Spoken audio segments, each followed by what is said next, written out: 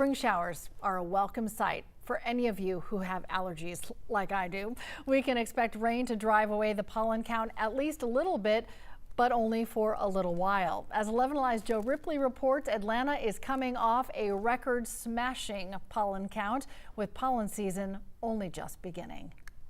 Piles of pollen making for one big green pest.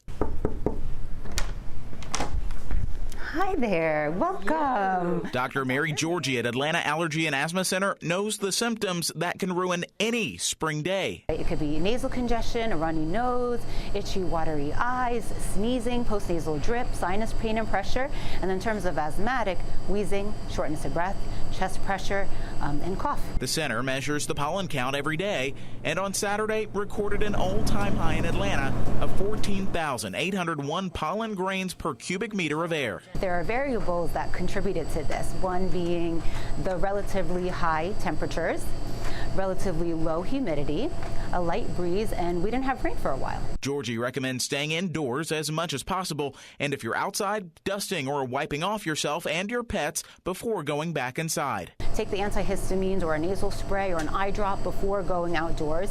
And what I would recommend is using medications consistently before the symptoms start, regularly on a daily basis during the pollen season. Doctors say the relief from all this pollen is only as temporary as these passing showers, with the peak of pollen season coming as late as mid-April.